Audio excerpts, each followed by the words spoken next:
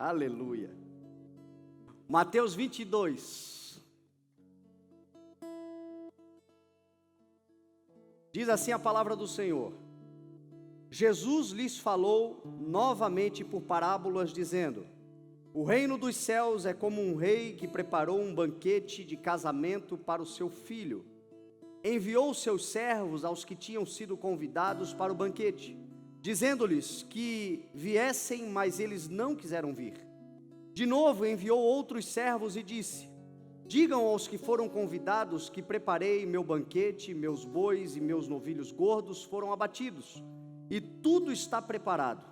Venham para o banquete de casamento. Mas eles não lhes deram atenção e saíram, um para o seu campo, outro para os seus negócios. Os restantes, agarrando os servos, maltrataram-nos e os mataram. O rei ficou irado e, enviando o seu exército, destruiu aqueles assassinos e queimou a cidade deles. Então disse a seus servos: o banquete de casamento está pronto, mas os meus convidados não eram dignos. Vão às esquinas e convidem para o banquete todos os que vocês encontrarem. Então os servos saíram para as ruas e reuniram todas as pessoas que puderam encontrar, gente boa e gente má. E a sala do banquete de casamento ficou cheia de convidados. Mas quando o rei entrou para ver os convidados, notou ali um homem que não estava usando veste nupcial, e lhe perguntou: amigo, como foi que você entrou aqui sem veste nupcial? O homem emudeceu. Então o rei disse aos que serviam: amarrem-lhe as mãos e os pés e lancem-no para fora nas trevas, ali haverá choro e ranger de dentes, pois muitos são chamados, mas poucos são escolhidos. Amém? Pai, nós te damos louvor, Senhor, e graças pela tua palavra, e te pedimos que o Senhor nos libere, Senhor, uma porção revelada para os nossos corações, para a nossa vida, para o entendimento, Senhor, do teu bom propósito para conosco. Queremos experimentar e comprovar a tua boa, agradável e perfeita vontade. E tudo isso, Senhor, nos será possível se entendermos a tua palavra, se o Senhor revelar aos nossos corações aquilo que está no teu coração, que prevaleça, Senhor, a tua vontade sobre a nossa vontade, o teu querer sobre o nosso, os teus planos sobre os nossos.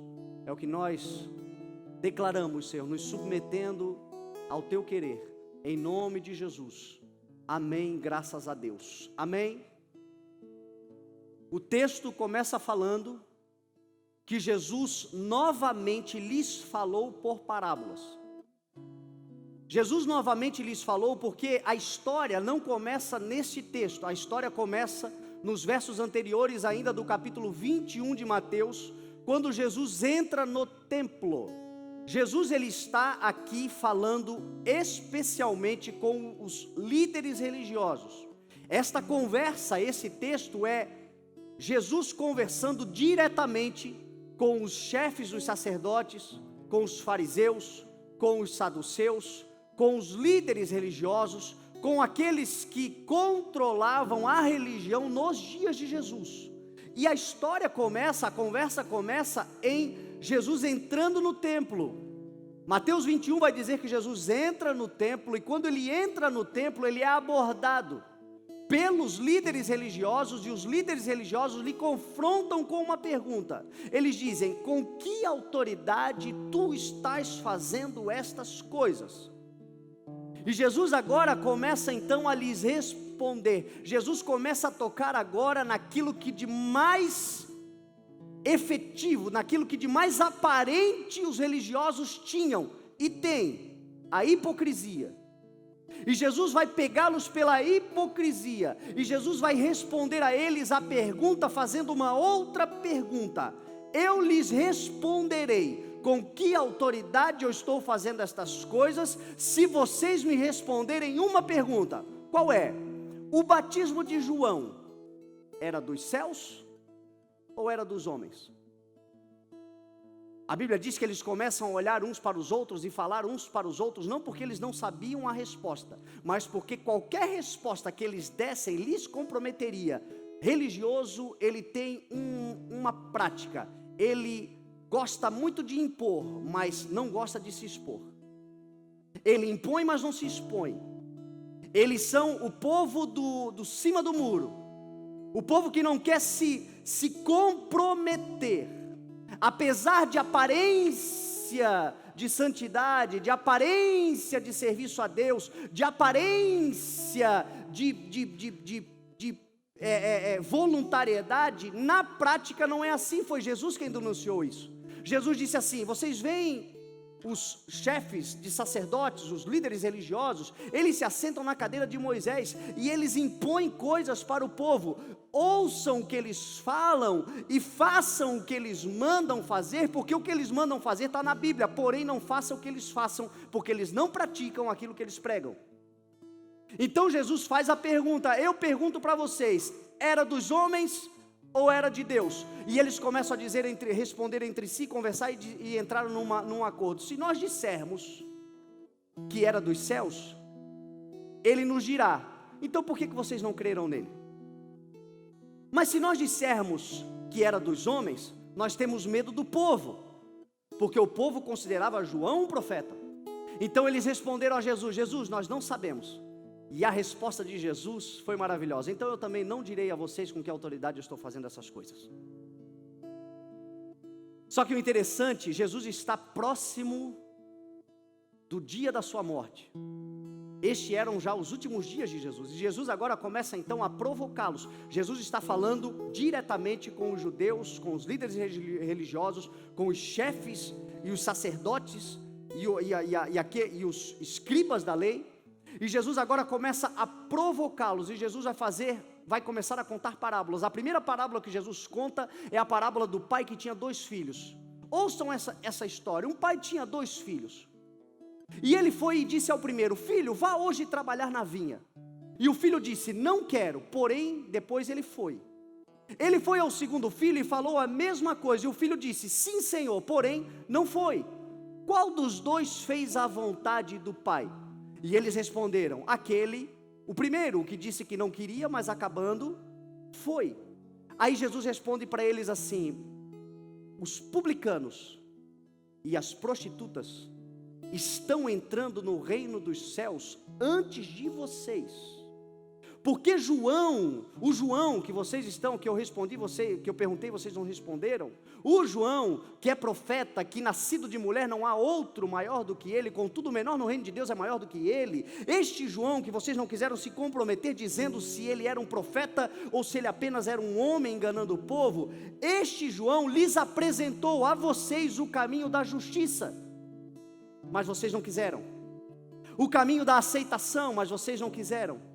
Ele preparou o caminho da salvação de Israel, mas vocês não o quiseram.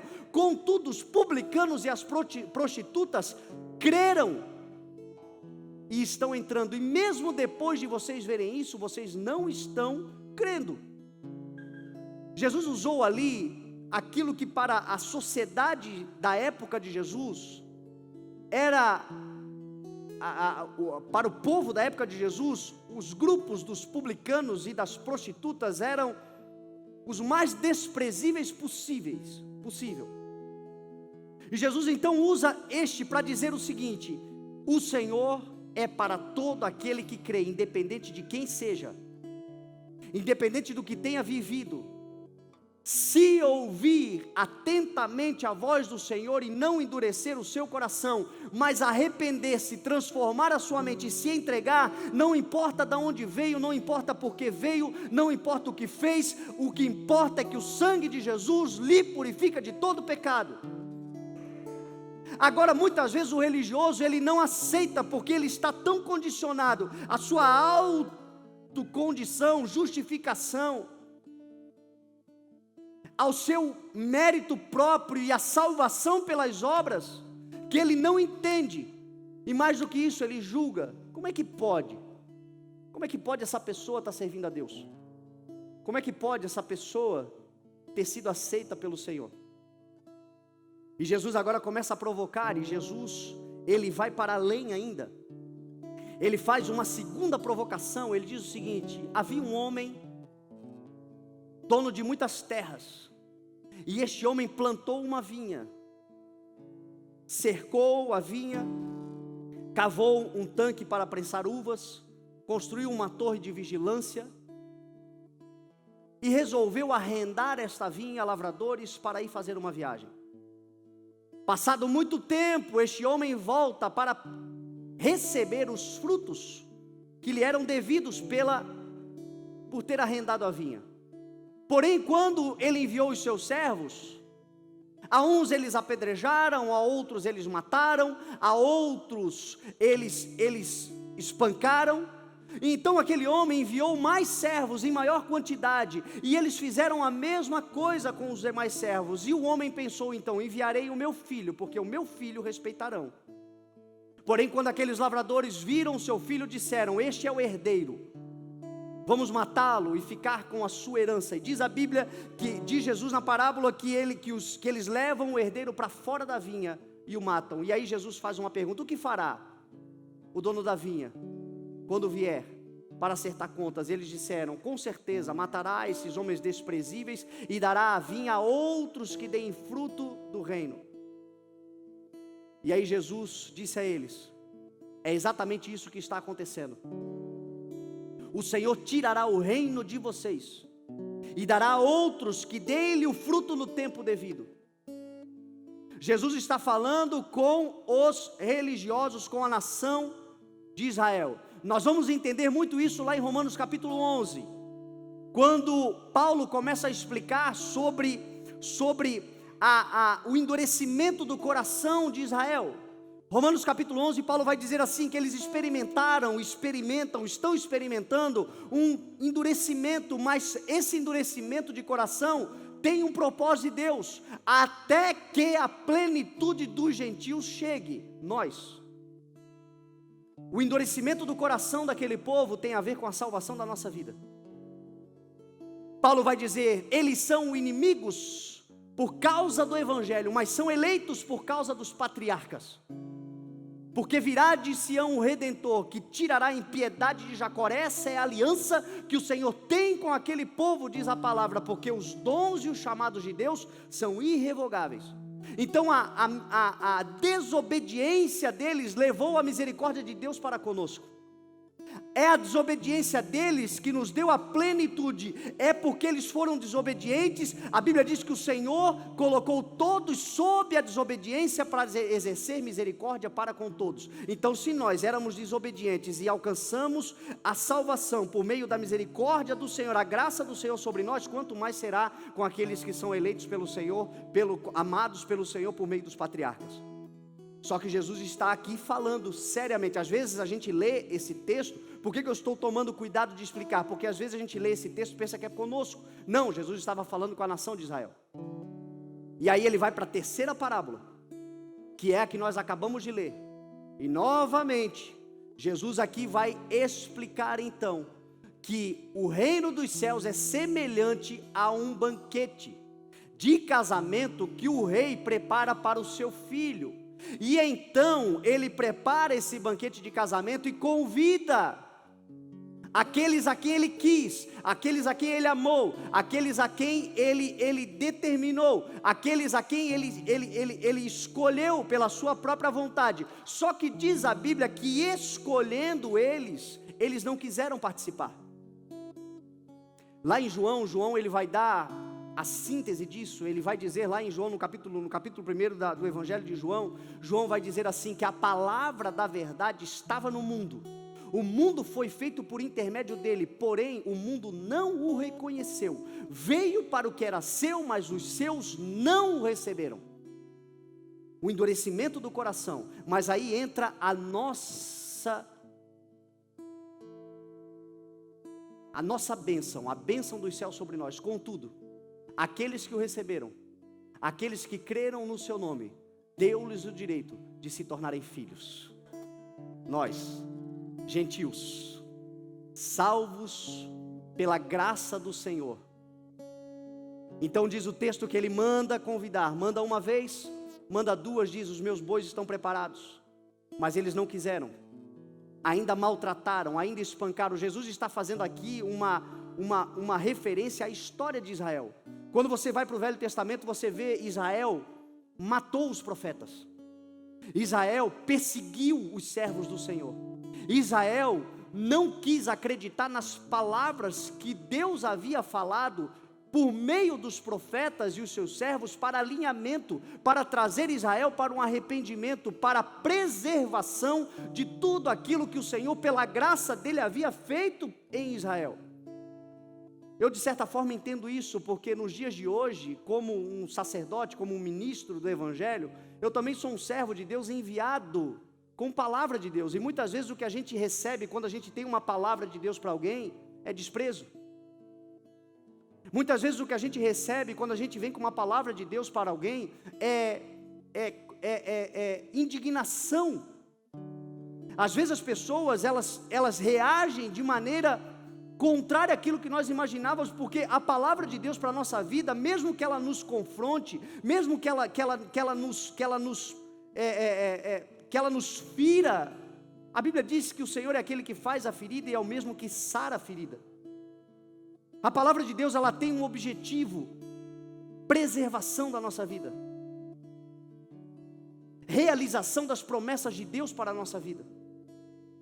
E é inegável que eu e você, pelo nosso coração enganoso, fazemos planos que parecem de vida, mas no final conduzem à morte. E aí vem Deus com a sua palavra, muitas vezes através de alguém, de um servo de Deus, de uma pessoa que nos ama e que nos confronta exatamente porque nos ama. E a gente fica com raiva, e a gente maltrata, e a gente fica indignado. E foi isso que eles fizeram. E Jesus está denunciando isto. Vocês edificam o túmulo dos profetas, e quando vocês fazem isso, vocês estão concordando com seus antepassados, com aquilo que eles fizeram, porque foram eles que mataram os profetas, e vocês os edificam os túmulos. E aí Jesus então vai dizer: o rei tentou trazer, mas eles não quiseram. Então o rei disse: vá pelas encruzilhadas do caminho, vá pelas esquinas, e chama quem quiser vir, e chama quem vocês encontrarem, e chama qualquer uma que vocês cruzarem pelo caminho, porque importa que a sala do meu banquete, que está preparado para o casamento do meu filho com a sua noiva, esteja cheia. E é aqui que entra nós, meu irmão, porque eles não quiseram, nós fomos alcançados. E diz a Bíblia que os servos saíram e foram buscando pessoas, e a sala do banquete encheu-se e ficou cheia de gente boa e de gente má. Talvez seja por isso que a igreja é esse extrato. A igreja tem gente boa, a igreja tem gente má. A igreja tem gente que se converteu como aquele que fazia tudo certinho, mas faltava Jesus na vida dele. Gente boa. Mas também tem aqueles que estavam completamente atravessados na vida, e ai deles se Jesus não entrasse na vida deles. Porém também foram alcançados, e estão todos dentro da sala, e estão todos preparados para o banquete, e estão todos chamados, foram todos chamados pelo Senhor para participar do banquete. Porém, agora vem o ponto, e agora Jesus fala conosco. Daqui para trás, Jesus estava falando com Israel. O que nós vamos falar agora, e o que Jesus falou agora, tem a ver conosco. Diz o texto que o rei entra para ver os convidados, e quando ele entra para ver os convidados, ele percebe que no meio daquele povo todo tinha um que não vestia a veste nupcial. E ele diz o seguinte: amigo, como foi que você entrou aqui sem usar veste nupcial? E o homem emudeceu. Porque diante dele o que a gente tem para falar se não se dobrar? Diante dele, que tipo de argumento nós temos se ele é aquele que tem olhos como chama de fogo e sonda o nosso coração? Não há o que dizer, apenas se sujeitar.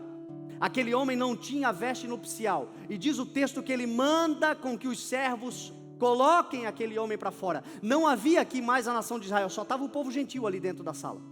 E diz o texto que um é mandado para fora, onde haverá choro e ranger de dentes. E aí Jesus termina com a síntese de toda a história, porque muitos são chamados, poucos escolhidos. Guarda uma coisa no teu coração: não tem a ver apenas em estar na sala do banquete. Tem tudo a ver com estar vestido de acordo. Não tem a ver com apenas estar, muitos são chamados. Hoje o Evangelho está chamando. Hoje a palavra está sendo anunciada, a proclamação está sendo gritada. Hoje, dificilmente alguém, no Brasil especialmente, pode dizer que não ouviu falar das grandezas daquele que nos chama das trevas para a sua maravilhosa luz. Estamos todos evangelizados. O culto de hoje, o momento que nós estamos aqui agora, foi um chamamento do Senhor. O Senhor nos chamou. O Evangelho está gritando, a palavra está sendo proclamada, os profetas estão anunciando, o Espírito está adornando a noiva. Porém, não tem a ver apenas com estar dentro, tem a ver com vestir-se de acordo. E esta vestimenta, meu irmão, não tem absolutamente nada a ver com roupa, com aparência física, com aquilo que aparentemente por fora nós mostramos. Essa vestimenta tem a ver com transformação de vida. Essa vestimenta tem a ver com caráter transformado. Essa vestimenta tem a ver com permitir que o Senhor trabalhe em nossos corações. Fomos chamados do jeito que estávamos, mas uma vez dentro da sala, meu irmão, o Senhor quer que nós nos vistamos de acordo com o jeito que Ele quer, com as vestes nupcial. Então a mensagem de hoje é uma antessala da sala do banquete. O espírito da mensagem de hoje é nos colocar na antessala da sala do banquete. E na antessala da sala do banquete, nós fazemos aquilo que Paulo explicou de uma forma muito inteligente aos Efésios. Lá na carta aos Efésios, no capítulo 4, no verso 17 até o verso 32, nós não vamos ler hoje, amanhã, na segunda-feira, a gente, com a Bíblia na mão, hoje a gente vai só passar.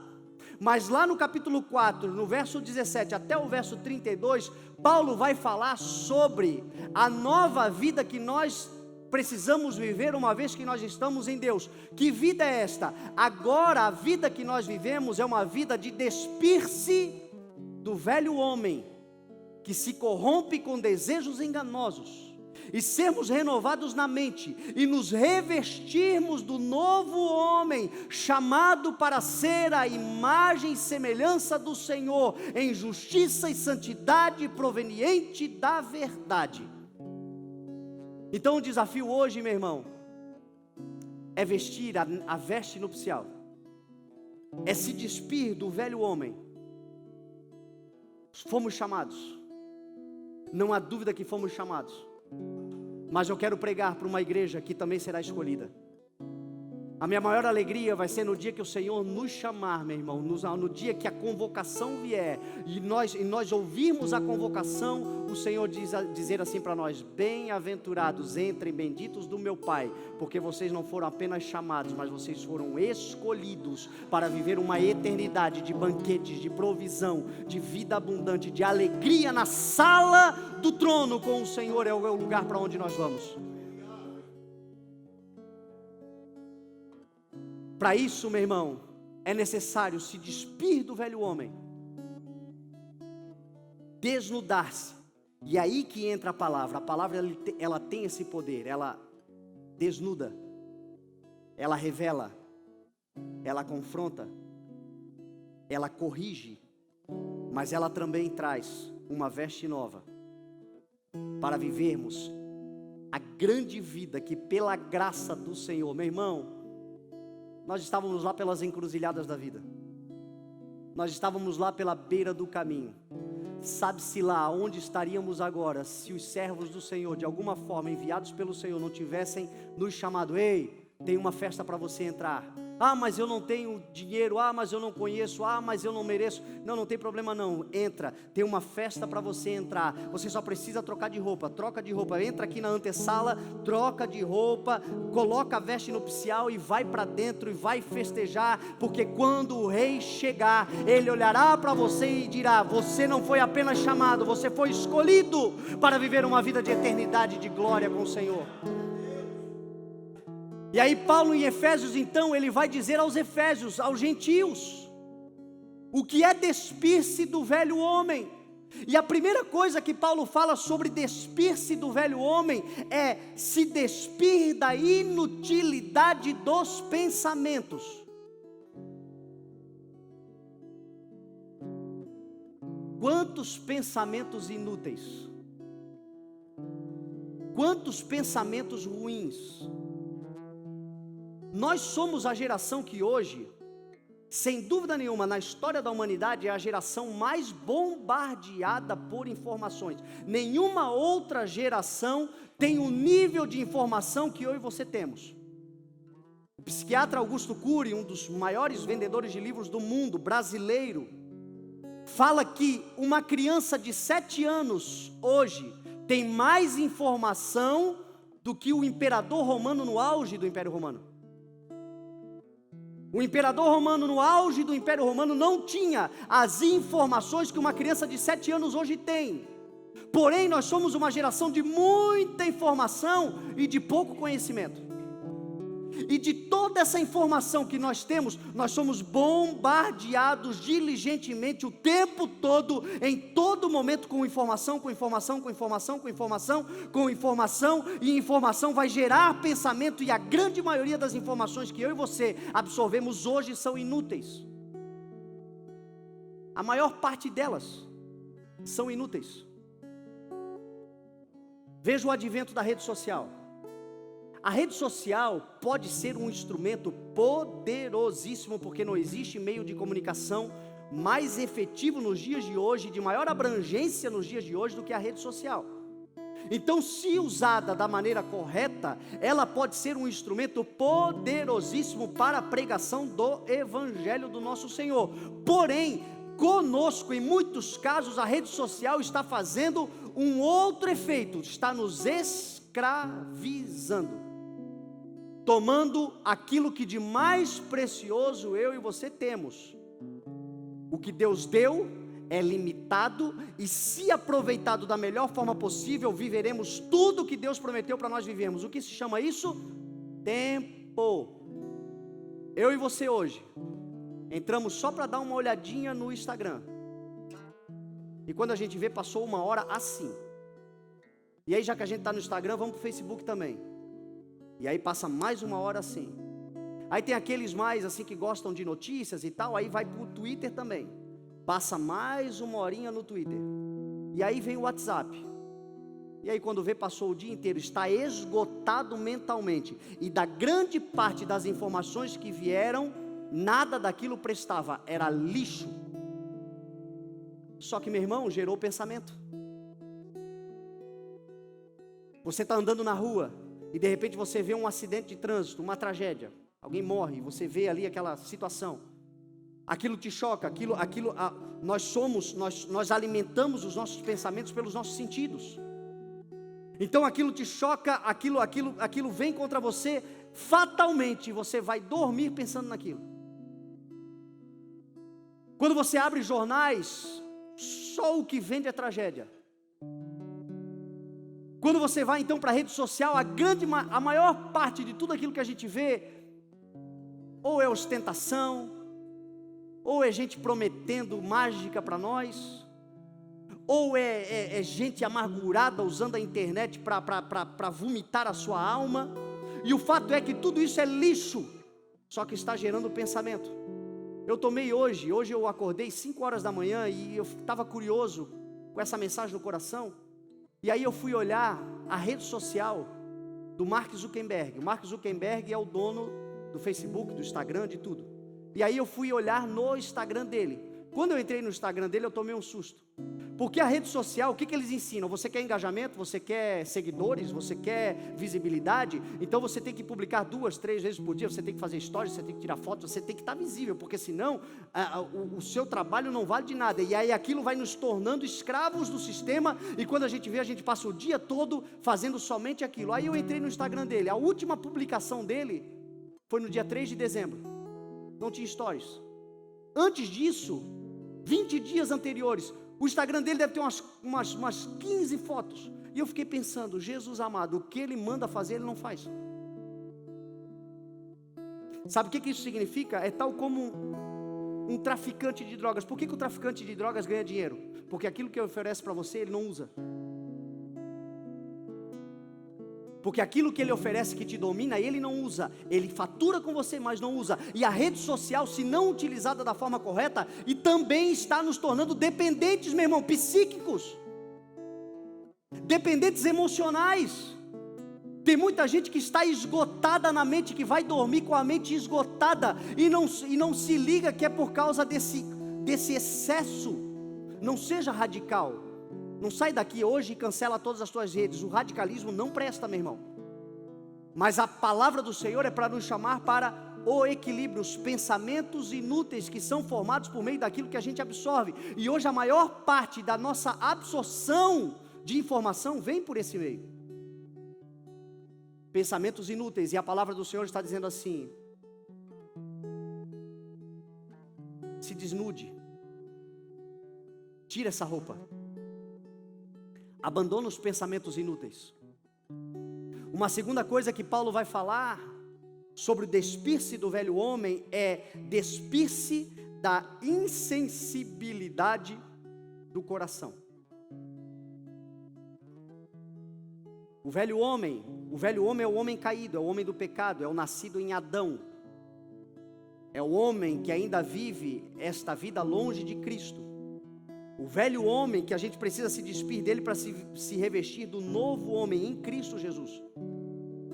A gente sabe que com o passar dos dias, cada vez mais está aumentando a insensibilidade do coração humano, a dureza do coração, corações de pedra, corações gelados, corações frios, homens e mulheres que hoje são capazes de passar do lado de pessoas morrendo, e ao invés de estender a mão para ajudar, pegam o celular para fazer um stories, para fazer um live.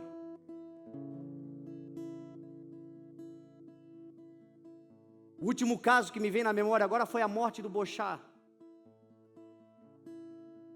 O helicóptero caiu, a pessoa tinha uma mulher desesperada tentando abrir a porta de um caminhão, e 20 homens fazendo live e fazendo vídeo, enquanto o Bochá queimava morto naquele helicóptero e o caminhoneiro preso nas ferragens. Uma mulher tentando tirar o homem das ferragens e 20 fazendo stories.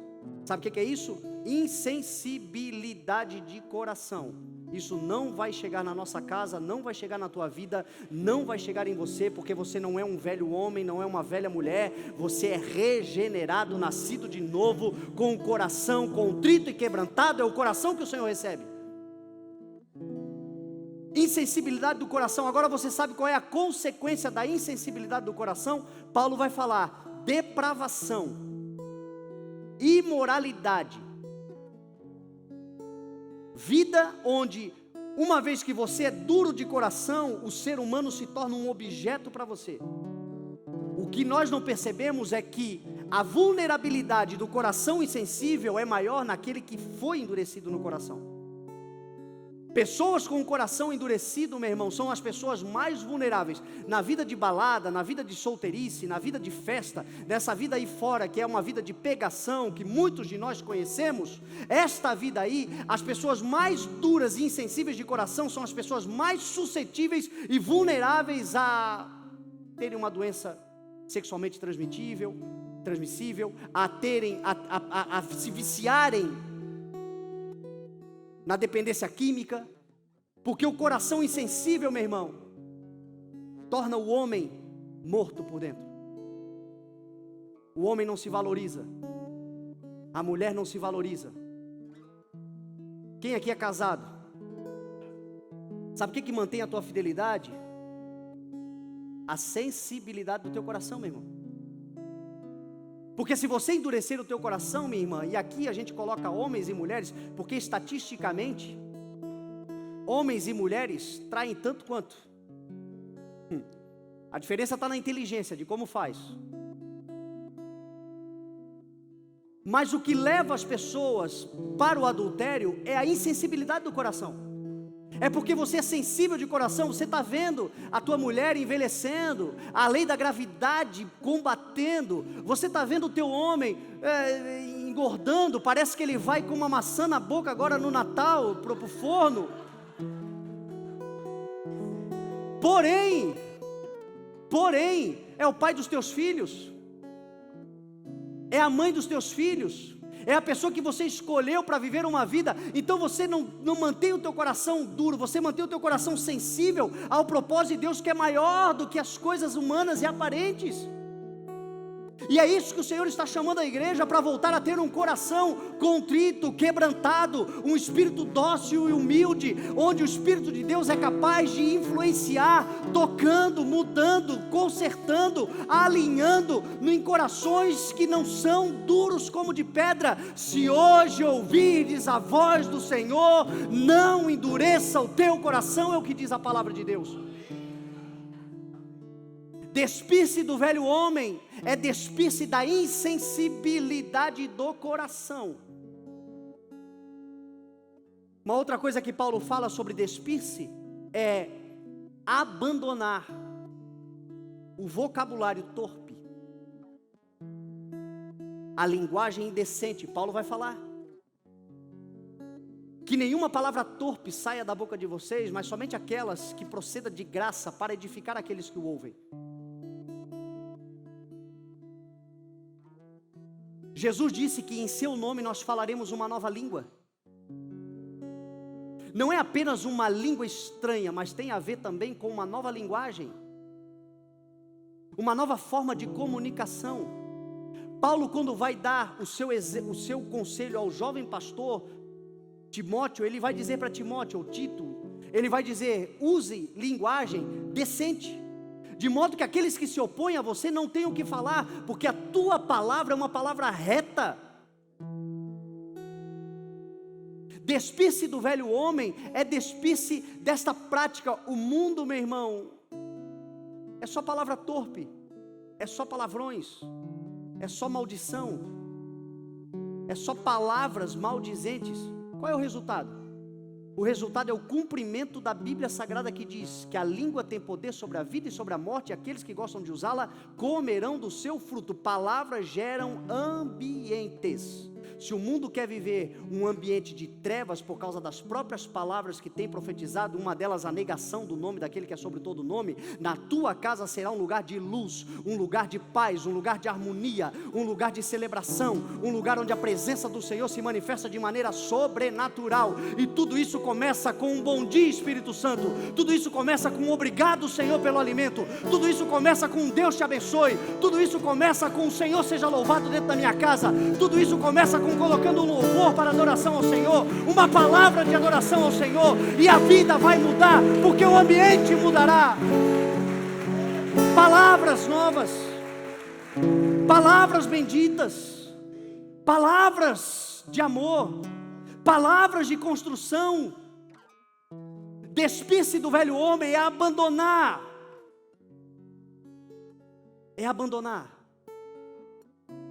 um vocabulário de um homem caído, de um homem contaminado, e começar a falar as palavras que procedem daquele que vive e reina, o Santo. Nós somos proclamadores do Evangelho, porque o Espírito do Senhor está sobre mim, e Ele me ungiu para pregar boas novas, boas notícias, boas palavras. Uma outra coisa que Paulo fala é sobre anular da vida a mentira. Paulo diz: não mintam uns aos outros. Eu me lembro quando era criança, o primeiro verso que eu aprendi, eu não sei se eu era bem mentirosinho, mas foi a primeira coisa que a minha avó me ensinou. João 8,44. A avó ensinou a mim dizendo: Fernando, lá em João 8,44, Jesus diz assim, que o diabo é o pai da mentira. Porque quando ele mente, ele fala de si próprio, porque ele não existe verdade nele. E aqueles que são mentirosos são filhos do diabo. E aquilo entrou em mim assim, eu acho que eu era muito mentiroso, só podia ser.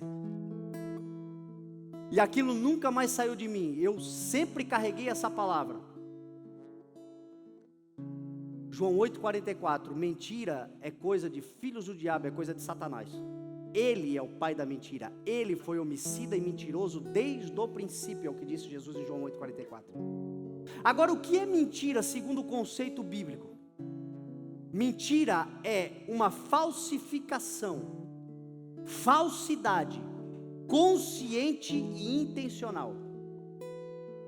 Mentira na palavra de Deus é uma falsidade, uma falsificação consciente e intencional. Quando eu conscientemente, intencionalmente desejo me dar bem em cima de outro, inventando uma história que não é verdadeira, inventando uma falsificação. O Evangelho vai dizer que nós devemos nos despir disso, porque nós somos os da verdade. Nós somos o do caminho da verdade. A última coisa que Paulo vai falar para despir-se do velho homem, e a gente ficar aqui todo mundo pelado e botar uma roupa nova, é sobre controlar o espírito na hora da ira. Quando vocês se irarem, não pequem. Apaziguem a vossa ira antes do pôr do sol. Porque se nós formos dormir com a ira, nós vamos premeditar e fatalmente nós vamos executar. Quem permite o sol se pôr sobre a sua ira, é impossível não se irar. Tanto é que a Bíblia diz assim: quando vocês se irarem, não pequem. Porque a ira, muitas vezes, ela é algo incontrolável. Ela vem, é uma indignação contra uma injustiça, contra alguma coisa, e você precisa se indignar porque você está vivo. Porém, não peque por causa da ira. Não se ponha o sol sob a vossa ira, porque senão você vai para o quarto, você vai para a cama, você vai premeditar como se vingar, como pagar o mal com o mal, e quem vai de fato colher os resultados e os espinhos disso é você. Livrem-se, Paulo disse, de toda calúnia, de toda difamação, de toda ira, de toda gritaria, de toda inveja. Despir-se do velho homem é abrir mão, meu irmão, muitas vezes da razão, para encontrar a felicidade no Senhor. O domínio próprio é um fruto do Espírito, e o Senhor quer dar para cada um de nós. Porque o iracundo faz tolice, diz a palavra do Senhor. Cada um tem uma personalidade, alguns são mais explosivos, isso é normal. Porém, cuidado, porque é na ira do homem que não procede a justiça de Deus. E na ira do homem, o homem faz tolices para se arrepender, muitos para o resto da vida. Então, quando você se irar, lembre-se de um Deus que traz uma paz que excede todo o entendimento, e te guarda, e te protege, e te impede de fazer besteiras que podem destruir ou a tua vida ou a vida de outras pessoas. Na ira do homem não procede a justiça de Deus. E aqui então está o que o Senhor Jesus quis dizer quando ele disse: o homem não estava vestindo veste nupcial. Ele precisava tirar a velha roupa e colocar a veste nova. E aí Paulo explica lá aos Efésios: nós somos chamados para sermos assim, nos despirmos do velho homem que se corrompem com seus desejos enganosos e sermos renovados no modo de pensar, e a nos revestirmos do novo homem criado para ser a imagem e semelhança de Deus em justiça e santidade proveniente da verdade. A primeira coisa, meu irmão, para você se vestir do novo homem é a renovação da tua mente. Não há como desfrutar. 2020 nós vamos entrar no tempo de usufruir e de desfrutar das coisas grandiosas que o Senhor tem para nós. Mas estas coisas grandiosas que o Senhor tem e já fez e tem feito e fará ainda, e nós usufruiremos, tem a ver com entendimento, com renovação. É por isso que Jesus disse, a primeira mensagem que Jesus pregou foi: arrependam-se, pois é chegado o reino de Deus. Esse reino, esse banquete, esse lugar de festa, esse lugar de celebração, esse lugar de eternidade, esse lugar de acolhimento, esse lugar de inclusão, onde o Senhor nos chamou exclusivamente por causa da sua graça, tem a ver com arrependimento. A permanência nesse lugar tem a ver com metanoia. Não adianta o Senhor nos tirar das encruzilhadas da vida, nos colocar assentados na mesa e nós continuarmos pensando como aquele homem caído lá das encruzilhadas da vida. Tem que haver uma renovação de pensamento. E aí você me pergunta: alguém aqui consegue controlar pensamentos? Alguém aqui consegue dizer assim: eu não vou pensar em nada? Porque quando você fala isso, qual é o primeiro pensamento que vem? Eu já ouvi isto: pastor, eu quero pensar coisas, renovar a mente, mas o meu pensamento é imundo. É imundo por conta do alimento. Os olhos como janela da alma. Cuidado com esse WhatsApp, cuidado com esse WhatsApp. Esse grupo de amigos, que amigo de verdade te leva para perto do Senhor. Cuidado com aquilo que a gente vai se alimentando, porque são os sentidos que vão abastecendo, como eu já expliquei no início da mensagem, e fatalmente vão se transformar em pensamentos. E guarde isso no teu coração: nós somos ou seremos exatamente aquilo que pensamos ao nosso respeito. Fatalmente nós vamos colocar em prática os pensamentos. Eu vou compartilhar com você um texto que mudou a minha vida, mudou a minha forma de pensar e me levou a viver coisas novas no Senhor. Porque nós somos bombardeados, como eu disse para você, eu também sou, todos os dias. Mas aí eu me lembro de Filipenses 4, verso 8, onde Paulo disse assim: finalmente, meus irmãos, tudo que for verdadeiro, tudo que for nobre, tudo que for correto, tudo que for puro, tudo que for de boa fama, se houver algo excelente ou digno de louvor, pensem nessas coisas. Então a pergunta é: tem algo verdadeiro acontecendo na sua vida? Tem algo que você pode sustentar na verdade na sua vida? A tua família é algo verdadeiro? O teu trabalho é algo verdadeiro? Os amigos que você tem são verdadeiros? Existe algo que procede da verdade, tão somente da verdade na sua vida? Quando você for atacado por pensamentos maus, pense naquilo que é verdade acontecendo em você. Tudo que for nobre, tem algo de nobre? Tudo que for correto, tudo que for puro, tudo que for de boa fama, tudo que for louvável ou digno de louvor, excelente ou digno de louvor, pensem nessas coisas. Talvez você diga: pastor, eu olho para a minha circunstância e para a minha realidade e é difícil eu encontrar algo verdadeiro, algo correto, algo puro, algo louvável, algo de boa fama, algo excelente ou digno de louvor. Deixa eu te dizer uma coisa: você tem Jesus? Você crê que Jesus morreu por você e que você está salvo no Senhor? Apesar de talvez as circunstâncias da vida não serem favoráveis agora, você tem consciência de que Jesus te ama e que Jesus está com você? Então tenha a consciência também de que Jesus é tudo isso: verdadeiro, nobre, digno de louvor, louvável, excelente, poderoso, verdadeiro, santo Ele é. Então quando você não tiver nada para pensar de bom, pense em Cristo.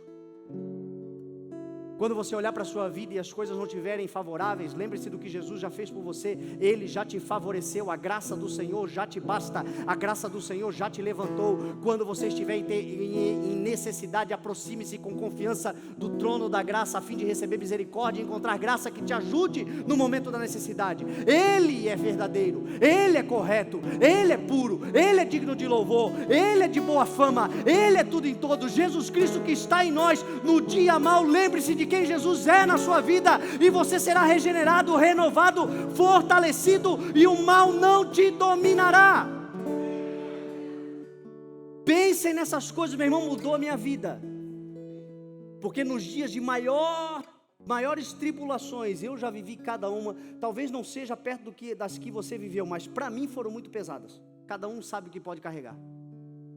Eu vivi dias, meu irmão, de pensar que eu ia enlouquecer.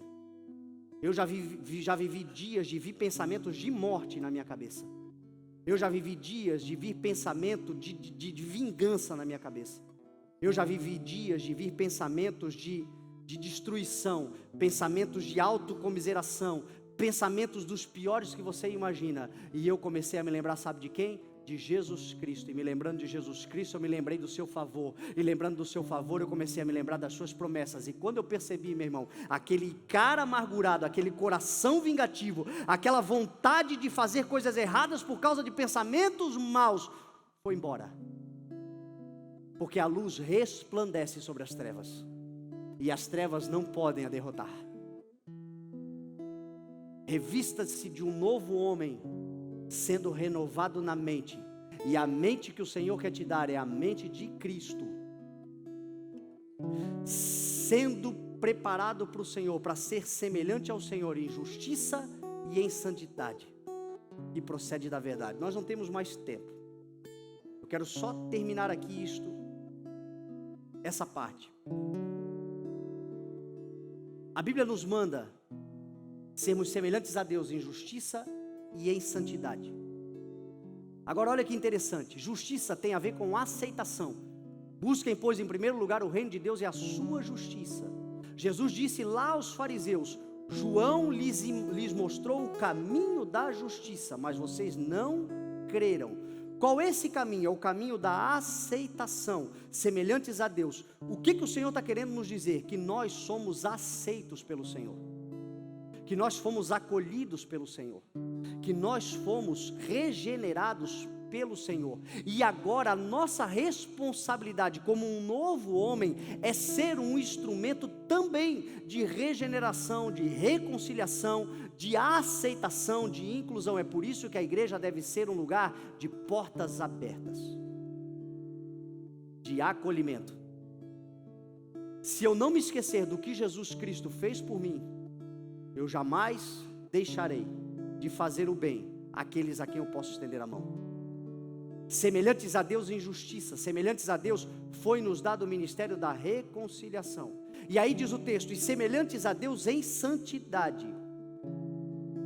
Pedro vai escrever na sua primeira carta, no capítulo 1, no verso 15, ele vai dizer que, assim como é santo aquele que nos chamou para a sua obra, sejamos nós também santos em tudo que fizermos, pois está escrito: sejam santos porque Ele é santo. Lá nos Hebreus, o escritor vai dizer assim: esforcem-se para terem paz com todos e para serem santos, porque sem santidade ninguém verá ao Senhor. Então a Bíblia está dizendo o seguinte: sejam justos e sejam santos. Porém, esta mesma Bíblia que está dizendo isso, também diz que eu e você não somos capazes de nos santificar por nós mesmos, nem de nos justificar por nós mesmos. Nós fomos justificados, diz a palavra, e fomos santificados. Quem nos santifica é o Senhor, quem nos justifica é o Senhor. Então como é que o Senhor diz para nós: sejam justos e sejam santos, se nós não somos capazes de fazer isso por conta? O texto explica: justiça e santidade são provenientes da verdade. Eu e você não podemos nos auto-justificar, não podemos nos auto-santificar, não podemos nos santificar a nós mesmos, mas nós podemos escolher hoje viver a verdade. E se nós escolhermos viver hoje a verdade nos justificará, e a verdade nos santificará. Ainda que a nossa verdade não seja glamurosa, ainda que a verdade sobre nós possa escandalizar um ou outro, mas na verdade nós seremos justificados e nós seremos santificados, e justos e santos, meu irmão, viveremos e construiremos uma vida extraordinária para a glória do Senhor. Então é uma escolha. O que o Senhor está nos chamando é para vivermos. Jesus em João 17 orou: Pai, santifica-os na verdade, a tua palavra é a verdade. Jesus disse assim: em favor deles eu me santifico, para que eles também sejam santificados na verdade. Jesus disse assim: eu sou a verdade. A antessala da sala do banquete tem a ver com entrar em espírito e em verdade. O Pai procura verdadeiros adoradores que o adorem em espírito e em verdade. E hoje nós vemos um mundo de muita manipulação, de muita aparência, de muita necessidade de aceitação. E para que tudo isto aconteça, na maioria das vezes, o que fica para trás é a verdade. E meu irmão, o Senhor não está preocupado com a tua performance. O Senhor não está interessado naquilo que as pessoas vão dizer ou pensar. O Senhor está procurando um verdadeiro adorador, que o adore em espírito e o adore em verdade. Um homem e uma mulher que apresenta a sua verdade diante do Senhor e diz: Senhor, é isso que eu sou, é isso que eu tenho, é isso que eu fiz, é isto que falam, e o que falam é verdade, é isso que pensam e o que pensam é verdade. Colocar o coração diante do Senhor em verdade. O Senhor está nos chamando para a antessala, colocar uma nova veste. Essa veste, Paulo falou, cingindo-se do cinto da verdade. O cinto da verdade, meu irmão, é o que segura. Se você estiver cingido com o cinto da verdade, você pode correr, a calça não vai cair, a sua nudez não vai ser exposta, porque não tem o que ser exposto, já foi tudo exposto diante do Senhor, a verdade. E o Senhor vai te justificar, o Senhor vai te santificar, o Senhor vai transformar a tua vida. Muitos iludidos, enganados, muitos construíram coisas baseadas em mentira. Talvez seja necessário falar a verdade para o filho, para a filha, para o pai, para a mãe, para a esposa, para o esposo. Abrir o coração e dizer a verdade, meu irmão. Jesus falou através do apóstolo Paulo: nada se pode contra a verdade, mas tão somente em favor da verdade. Eu nunca me esqueço, para encerrar, você já pode se colocar de pé e nós vamos encerrar e vamos orar. Eu nunca me esqueço do conselho que eu recebi do meu pastor, o bispo Florim, na primeira vez que eu fui ministrar. Quem conhece a minha história pregressa, sabe que eu fui um filho de pastor desviado, que passou 15 anos desviado. E aí de repente eu fui tocado pelo Senhor, o Senhor falou comigo, o Senhor me deu uma palavra, o Senhor me deu revelação, o Senhor me deu uma mensagem, e essa mensagem era poderosa porque foi o Senhor quem deu, e eu fui para a plataforma para pregar a primeira mensagem, e eu poderia simplesmente anunciar a mensagem, e a mensagem seria acompanhada de frutos, de sinais, porque é isso que diz. Porém, eu nunca me esqueço do conselho do meu pastor, o bispo Florim. Ele disse assim: ó, Fernando, antes de pregar, é a tua primeira mensagem, tu vai estar diante da igreja que o teu pai morreu pregando, tu vai estar diante do povo, que estará lá porque te ama, porque quer ver o que Deus vai fazer na sua vida, porque senão não iriam, mas tome uma atitude, antes de pregar, abra o teu coração, peça perdão e conte toda a verdade. Meu irmão, é difícil, porque a gente fica pensando o que vão pensar de nós, mas eu fiz isso. Foi um dos cultos mais importantes da minha vida até hoje, porque ao falar a verdade, caiu um peso de graça e de glória sobre aquele lugar e sobre todos nós. A autoridade do Espírito desceu, e graças a ter ouvido o bom conselho de sustentar a minha vida na verdade, eu tirei toda e qualquer arma forjada e capacidade que o diabo teria de falar qualquer coisa. Eu já falei, para que vai continuar falando? Eu já falei. eu já reconheci, eu já admiti, eu já confessei. Vai continuar jogando na cara até quando? Quem joga na cara depois de confessado é Satanás. O Senhor lança no mar do esquecimento os teus pecados e dele não se lembra mais. Ele estabelece um novo tempo sobre a tua vida, um tempo de santidade, um tempo de justiça e um tempo de florescer e frutificar os frutos do reino de Deus. O diabo vai continuar falando, o problema é dele, mas você já confessou, você já está digno diante do Senhor, vestido com uma veste nova, porque você se sustentou na verdade. E aquele que levanta uma casa na verdade, a casa jamais cairá, a casa permanecerá. Pode vir o que vier, permanecerá.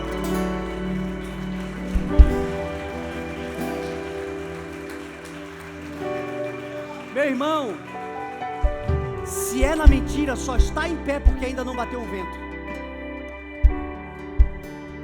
Na verdade, você não tem o que temer. Então eu quero te convidar para nós fazermos uma oração. E eu quero convidar pessoas que estão aqui e que desejam integralmente, totalmente, entregar a sua vida ao Senhor, em espírito e em verdade. Não importa qual seja a verdade sobre a sua vida, não interessa. Em verdade, dedicando-se e entregando-se totalmente. Muitos foram chamados, hoje é um chamamento, mas os escolhidos são aqueles que buscarem, pois, em primeiro lugar o reino de Deus, entregarem-se com tudo que têm, com tudo que são, com tudo que fizeram, enfim, não importa. Se for em verdade, hoje é uma noite onde a justiça do Senhor e a santidade do Senhor vai te revestir, vai te capacitar, vai te dar autoridade, vai te dar unção, e uma nova vida começa a ser vivida a partir de agora, porque na verdade, meu irmão, você está sustentado. Jesus é a própria verdade e Ele cuidará de você. Quem fará alguma acusação contra os escolhidos de Deus? Quem os condenará? Nenhuma condenação há para aqueles que estão em Cristo Jesus. Sabe quem são esses? Aqueles que em verdade se entregaram ao Senhor, totalmente se entregaram ao Senhor. Então a minha oração com você é: se é você que quer hoje depositar o teu coração inteiro para o Senhor, nesta pedra e rocha da verdade, sai do teu lugar, vem à frente, nós vamos orar juntos em nome de Jesus.